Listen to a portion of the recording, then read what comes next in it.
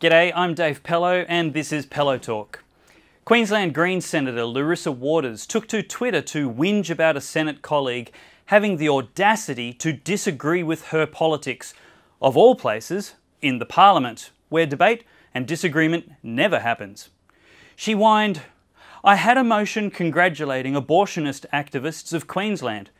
LNP Senator O'Sullivan blocked it. This typifies everything that's wrong with the abortion debate, men telling women what to do." LNP Senator Barry O'Sullivan, who Larissa Waters assumed is a man, had moved an anti-abortion motion and then blocked her motion to congratulate the activists who helped Labor manipulate the Queensland Parliament into bringing that state into the 21st century by making it easier for people to sacrifice their children on the altar of personal autonomy, just like they did in the 21st century BC. Senator Waters should be checked for bruises caused by running into the furniture.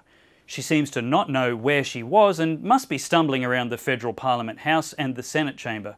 She may be wondering how she got there, because she seems to not know that women in Australia can now vote. Yes, that's right, feminism has long been pointless, and women have been enjoying suffrage and even getting elected for over 100 years now, a fact not yet registering in Larissa's list of complaints. Clearly, Senator Waters needs some mansplaining that women voted for her, and many, many, many more women also voted for Senator Barry O'Sullivan, and they chose him to represent their voice, even though, as the leftist media complex likes to characterise him, he's an old white male. Instead of Senator Waters shushing those women's representative, like the stereotypical misogynist she is, she should take a primer course in democracy and how one of the purposes of people being elected to the Parliament actually is to judge the right and wrong of how people, including women, use their bodies in relation to other living humans, especially people they have clear intentions of killing. And Senator O'Sullivan needs to get his hands and his rosaries off my ovaries. Along with the media's marginalisation of Senator O'Sullivan's age, ethnicity and gender, Senator Waters seems to think vilifying his Catholic faith is acceptable or clever or both. What's not clear is whether or not she would mock any other colleagues for their Islamic faith if they dared to oppose the oppression of women and unborn children, which she supports. What is clear is that Larissa doesn't know that democracy involves representation where there is taxation. And even if the injustice of killing unborn children wasn't a blatant violation of fundamental human rights, which everyone is obliged to be concerned about, even old white men, demanding all Australians finance killing babies with taxpayer funds makes it everyone's business. And those of the 10,000 Queensland women who have an abortion each year. Larissa admits that the new laws in Queensland are not about legalising abortion, and actually generously underestimates exactly what the abortion death toll is in Queensland by about a third. 14,000 babies a year are already killed there, and no one has ever been convicted for it. So at least 10,000 too many women are making that horrific decision already. What Larissa also misleads the Parliament on is whose body is ending up in the bucket. No, it's not the woman's body. She's not having a mole removed. Do a DNA test. It's a new, unique, living human being killed in clinics. You will not find opponents of such terrible injustice apologising that their opinion may make it harder to treat other living humans as private property. Senator O'Sullivan has never and will never share the experience of any of those women. This is a silly statement. You don't need to be able to empathise with a slave owner to know that treating another living human as private property violates natural law and fundamental human rights. Being a man doesn't stop someone from knowing when science observes the indisputable start of a new life or what species that new entity has been reproduced by. A womb is not a shroud of mystery that only women may peer beyond and no man may ever fathom. The basic facts which Senator Larissa Waters and her post-truth peers can never admit is that at the centre of the abortion debate is the fundamental human right to life, which necessarily precedes and therefore transcends all other rights. He will never be faced with running a gauntlet of people calling him a murderer because he's made a decision about his own body. That simply doesn't happen. This is a terrible lie. The Minister for Propaganda suggests all members of the feminarchy repeat as often as possible. It is far more common that it was abuse that led women to seeking an abortion under coercion by an abusive boyfriend or even their family. Maliciously misrepresented by the feminarchy, sidewalk counsellors are the caring solution to various governments' failures to mandate independent counselling. An abortionist who gets paid when an abortion is completed is the only person giving counselling to the poor women on whether or not they really want an abortion. This is an obvious and unacceptable conflict of interest. No one else is looking after the many women who literally prefer any other choice, but only one is offered and government funded. Volunteer sidewalk counsellors have saved about 1,000 lives that we know of in recent decades.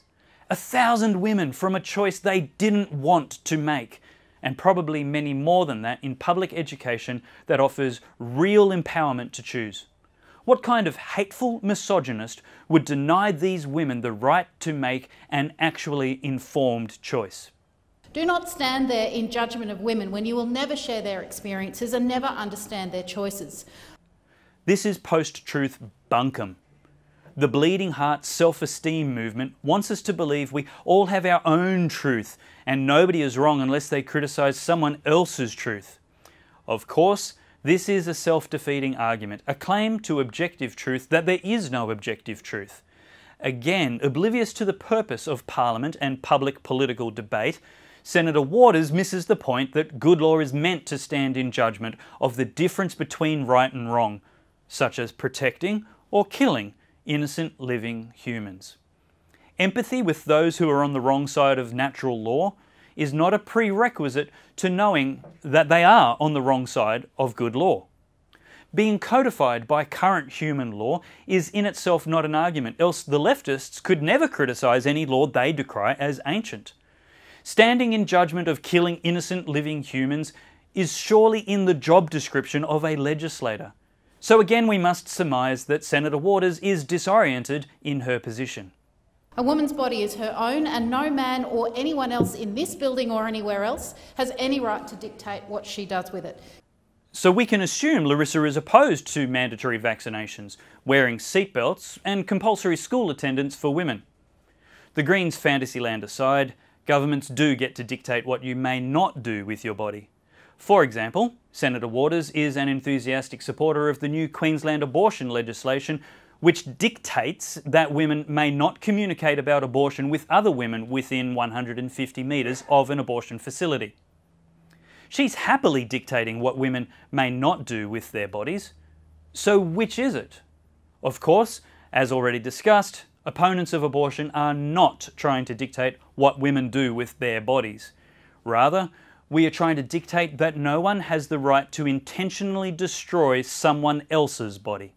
You should be ashamed of yourself seeking respect for a group of people trying to further oppress women and control their bodies. Senator Waters is employing Saul Alinsky's fifth rule for radicals. Ridicule is man's most potent weapon.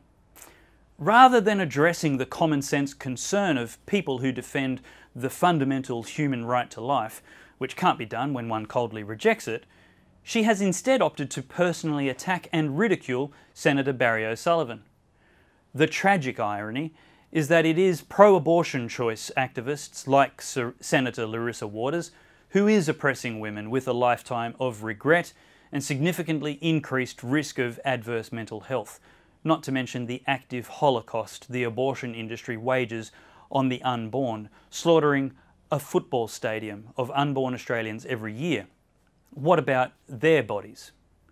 The Greens are a cancer on society.